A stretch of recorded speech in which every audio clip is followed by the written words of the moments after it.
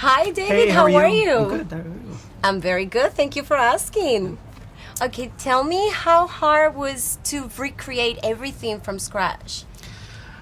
It was pretty. It was hard. It was a challenge, though, more than anything. I mean, it had its ups and its downs, but it was a really fascinating project to get in and sort of learn a whole new vocabulary.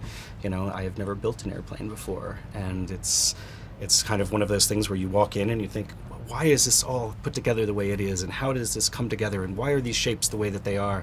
And so there's like this really, it's why I kind of think it's one of the best jobs in the world, because every job is a new experience to learn something about the world that we live with, and so this movie was definitely one of those things, like, let's figure out how this does what it does and figure out how we can put our own stamp on that. So learning how the airplane works was, how it's put together was a big thing.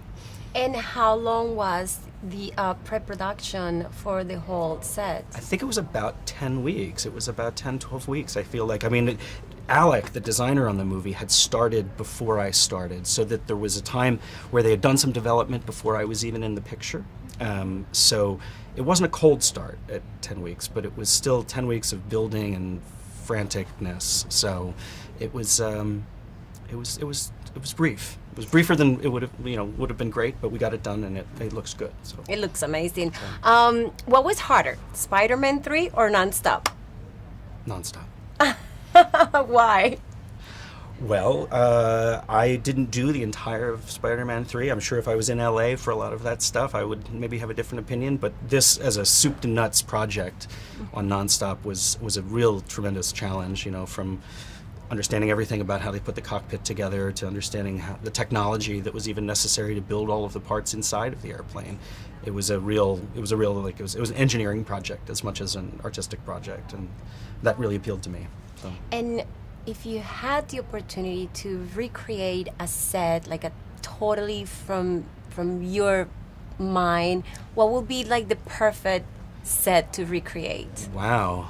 Like build one thing? Like I could build one thing? Let's say you have this project in mind, like your dream come true that you always dreamed about. Maybe you want to recreate a setup of a fairy tale movie or something like that. Do you have something like this? You know what? I actually really like building machines. I like building things like this airplane. I like getting inside why things work and how they work and making them happen. So I'd like to build boats. I'd like to build vehicles. I'd like to build, a spaceship maybe someday or something like that. Something that you go into and you need to not only make it look attractive, but you need to engineer the world so that it all makes sense. So I think I'm kind of, buildings are fun and things like that, but I think it would be fun to really invent a machine like that, to really to keep developing things like this airplane or do more airplanes. I love that kind of stuff. And how was your experience working with director Jaume? He was great. He was really, really great. He's just incredibly approachable, very articulate about what he wants and his idea of how he wants to see things, and that makes our job easier. So it was a very, very pleasant experience. Well, thank you so much for your time, David, and thank you. Thank you. Very nice meeting you. Nice meeting you too. Bye.